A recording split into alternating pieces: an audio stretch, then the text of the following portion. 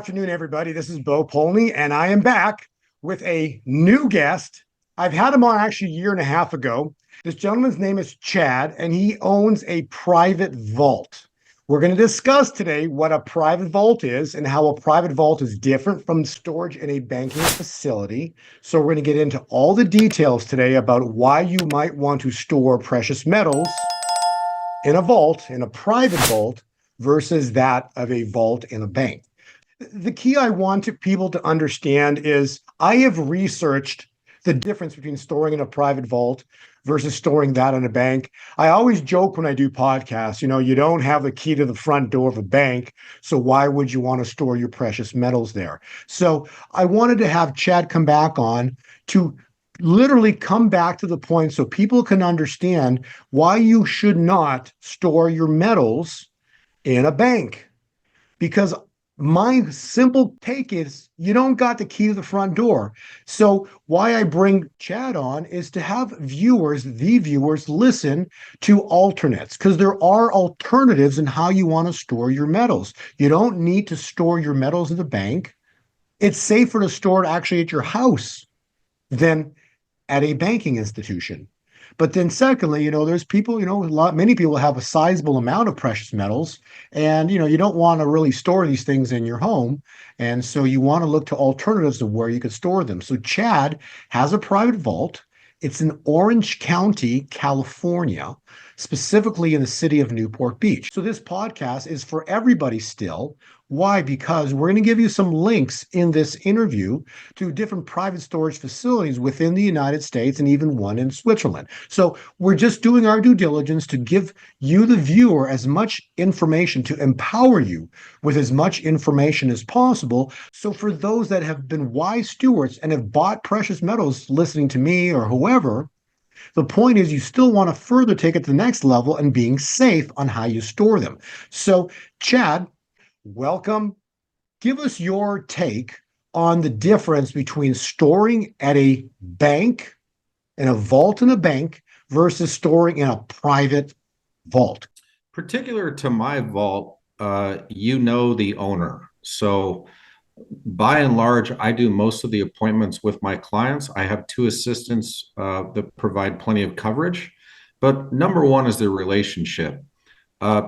Also particular to my vault is that we do by referral or invitation only. Invitation is somebody that has seen our website and has called us. We go through sort of an application and interview process, after which short interview, we end up renting to the client. If they fit our security profile, we feel comfortable and safe with them. We also, of course, really rely on referrals and little to no marketing budget at all. That relationship is key. My clients who rent safe deposit boxes have direct contact with me, whether they call me by phone or whether they text me directly or by email. That's a big difference. The second, also big difference, and I think equally important, is that you can insure the contents in your safe deposit boxes with your own standalone insurance policy that you're in control of to increase or decrease the coverage amount depending on what you have in your box. And we've done that in partnership with a safe deposit box insurer out of the brokers based out of Chicago, and it's safedepositboxinsurance.com or sdbic.com for those that want to look that up. And looking at the screen, for anybody that logged on to that, you would click on partners, and then you could click on the secure facilities, like myself, who the insurance company has vetted and decided that our client, because our security is high enough, they're willing to provide insurance policies that clients purchase through them. And their insurance is really reasonable. Per $100,000 of annual coverage, they charge $200 per year. So if you just want a $100,000 policy on the assets in your safe deposit box, you pay them $200 per year. If you want 200,000, it's $400 per year, and so on. So there you go. You get a direct contact with the person that secures your vault versus a banking institution where you literally have no access. If that front door is locked, you ain't getting in, period. Here you have direct access to a private individual who'll be able to open up that vault for you at any time you need. And secondly, you've got insurance to it. The point I'm trying to make, I just want people to, listen to me through my podcasts. Again, I just want people to be safe. I want you to, store things securely and safely. Like burying it in your backyard, as an example. That's why people of history, you've had treasure maps. See, the point I'm trying to make is you don't want to use who those who listen to me, but Babylon's secure system of storage. Babylon, the financiers of Babylon, they've created money out of thin air to control humanity. And these are the money changers that's written about in the Bible. Okay. The money changers own the banks. I'm going to repeat that. The money changers of old, they owned the banks. They made the banks. Okay. So the point of the matter is why would you want to store your money, specifically your gold and silver, in their storage facilities? The goal is to stay separate. The reason you buy gold in the first place, it's an insurance policy against the bankers and everything that they've been creating in the world out of thin air. And so you want precious metals as an insurance policy. And not only that, if you insure with a private vault, Chad's even telling you that you can even insure your insurance. How wonderful is that? Because that is the truth. You can actually insure your precious metals with an insurance company. And on top of that, it's outside the banking system. That's key.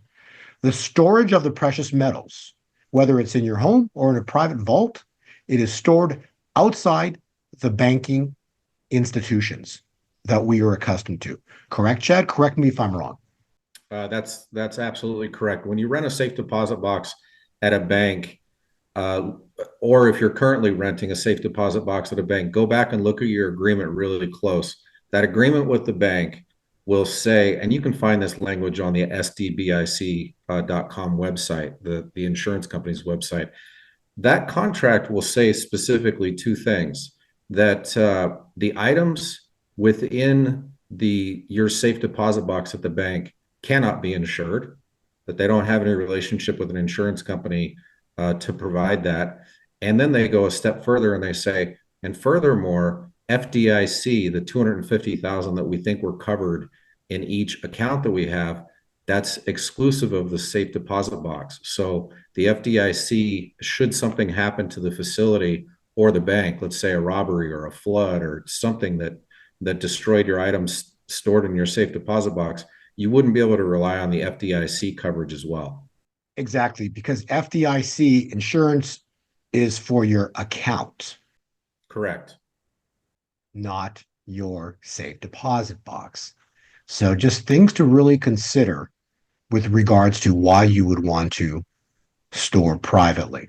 Now, also, I want to make a quick note. The reason I don't have Chad's face on this interview is just for security reasons. It's better to have things because this is a private vault. We want to keep things private. So we've got Chad here. I'm simply got the cover screen of his website here, but at the same time too, we're not revealing his face just to keep things to as best we can private for those individuals, that do store precious metals at a private vault. Now, secondly, I want to take it one step further, and I want to also expand upon the fact that there are other vaults in the United States that are private. So, yes, Chad is in Orange County, Newport Beach. So anybody in the Orange County area, you'll have access to Chad should you want to use him. But there are other storage facilities within the United States. And so we've done a little bit of homework. And so we've got California. This is Chad right here. But then we've got also one in Texas, one in Arizona, one in Virginia, one in Washington State. And then for those in Europe, there's also one in Switzerland, which is a friend of mine, Egon von Greyer. This is actually within the Swiss Alps. So this list will be included in the description box below. So when you go to this video, or as you're watching this video, there's a description box. Just click on the description box below, and you'll see all of these links to these different private storage locations within the United States and Switzerland. We've tried to do our best to find reliable places to store precious metals, and this is what we've been able to come up with so far. So, Chad, you want to add to that, please? Yeah, the one thing that I would add to that is what's key to that list. I personally spoke with the insurance broker in preparation for today's podcast, and also asked him. No better person to ask than the insurance broker who has a relationship with all these vaults, who he personally would recommend and who he personally would store with. And the broker, of course, recommended my vault, but then he said of the other vaults that he has that provide insurance through his insurance company, he can recommend these as well. Very highly recommended were Texas, Arizona, Virginia, and Washington State. So I think that's something nice to add to it. You know that if you rent a box at any of these facilities, you can buy that insurance policy that I mentioned earlier, $100,000 of coverage for $200 per year, and you can scale up or scale down from there. They do, I think the minimum policy is a $30,000 policy, which is roughly $90 a year. I'll tell you a quick story, Bo. Uh, Post pandemic in Orange County, LA County, Riverside, San Diego, Imperial County, right around, the 100 square miles around us, there were quite a few home robberies. And these are still occurring. And these are really, really sophisticated folks that, in whatever way, know where people are hiding their most valuable items. And they come in very targeted, usually when you're away. It could be even when they watch the house so closely, they know when the whole family's left for a movie. Recently had a client rent two safe deposit boxes right before they were going on a trip. They had had some neighbors who had been robbed, so they wanted to, in an abundance of caution, get their own safe deposit boxes. They moved their items in, and while they were gone on the trip, just 2, 3 days later, their house was robbed. But those most important items that were robbed were already stored at our vault. Those most important items did not get robbed because they were stored at our vault. And I followed up with the client just to check in on them after renting about 6 months, and they ended up telling me this story that they were really glad that they rented those two safe deposit boxes because no sooner were they on their trip in Bora Bora and their house was broken into. So the most valuable items were not lost. You were also telling me a story a few months ago of someone chasing down a FedEx or UPS truck trying to get pick up delivery of precious metals. Can you expand upon that as well? Yeah, so I had a client who came in and rented a safe deposit box, and he said, "I've got the strangest story to tell you." And I said, "What's that?" And he said, "Well, about once a year, I will order gold or silver from the same dealer. And somehow a bad guy figured out which truck my gold and silver were going to be delivered on through UPS and tried to intervene, had a driver's license made up with my name and my address on it, but his picture, and basically tried to intervene into the delivery and meet the UPS truck. This bad person followed the UPS truck to kind of a common area parking lot and approached the UPS driver and just said, you were about to deliver something to me. I found you in my neighborhood. I wanted to pick up these items. And luckily, the UPS person, kind of like what we do at our vault, we know our clients. This UPS person had been in that neighborhood for so long that he flat out said to the person, "You're not this person." And, and foiled the whole thing. So, for those that are listening, please keep your eyes open for that sort of thing. You see, as precious metals, and when precious metals, right now, gold's over $2,000. We're toying around $2,300. See, so it's getting to be a little bit more pricey. It's getting more pricey. Silver's still in the $30 range, low, silver's in the $27, $30 range right now. I'm telling you, when this event happens, who've been listening to me, we're going to see at some point gold and silver are going to explode to numbers we can't imagine. Okay. And you are going to be so at peace knowing that your precious metals are stored in a private vault or somewhere safe. Because the higher the price of metals go, the more the fraud, the more the corruption, the more you're going to see out there people trying to scam you of your metals. So every time there's a bull market in precious metals, the thieves come out and it just gets worse and worse and worse. And you're going to see fake everything, scams coming out. So you got to just be a wise steward. You be prepared. If you hold precious metals, just be quiet about it. You store them in your home, fantastic. If you bury in your backyard, fantastic. If you've got enough, you want to put it in a private vault, fantastic. But just know that you want to be wise about what you're doing because you've been already wise. Those listening have precious metals. Excellent. You've listened to the scriptures. When I talk about Haggai 2:8, the silver and the gold are mine, saith the Lord. You've got God's money. Okay.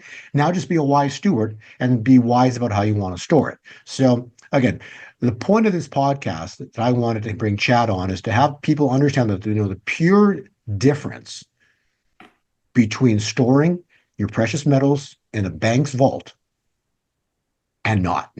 And everything else but. So I think Chad has done a fantastic job on explaining, the difference between the two. Chad, can you add anything? Is there anything else you wanted to add, expand? Go ahead and just let the viewers know how they can find you, and specifically the best way for them to reach out to you, and then anything else that you really want the viewers to really understand about, the importance of private vaults. Yeah, in terms of reaching out, the address simply describes the business for the website. It's privatesafedepositbox.com. When you type privatesafedepositbox.com in, the first page that will pull up will say the vault, which is our DBA, our registered DBA in the state of California. And then you'll see we've really truncated it so that you're not flooded with information. You're able to see on the website in really just 5 simple pages what it is that we offer. And it really, for us, is all about the relationships, knowing our clients knowing us, and that trust that's involved. What I would say to any of your clients listening, no matter what state they're in, is if you find yourself having researched a private vault, maybe you set an appointment or you're going to inspect the private vault, you can always ask to meet with the owner. I think of all the private vaults in the United States, I'm probably the owner that is the most available. But I certainly know that the vault in Virginia, that I know that owner is on site every day, I think from 9 a.m. to 5 p.m. I've personally spoken with the vault owner at Freedom Vault down in the Galveston, Texas area. I know that he deeply cares about his business and personally knows his clients. So, don't hesitate to ask, can I meet with the owner? Storing here is about the relationship and the trust. And yes, I love that I can have insurance on my safe deposit box items, but I'd also like to personally have the relationship with the person. And any vault owner worth their salt also wants to know who their clients are and build that relationship. My vault is largely almost full, and it's largely referrals. And for those people, like I said earlier, that will call in that don't come by referral, we do an interview and application process, and this just assures the longevity and the security of the business for everybody. Thank you, Chad, for coming on and really taking the time to just do the due diligence and explaining to the viewers, the differences between private storage and bank storage and why it's really important about, the key to life is relationships. And I think you've made a really great point about that. You want to make sure you know who you're storing your precious metals with because there's a reason they're called precious. That's right. So Thank yeah. you both. Thanks for having me on. I really appreciate it. Thanks, Chad. God bless you and your family and everything you do. God bless. Thank you. God bless.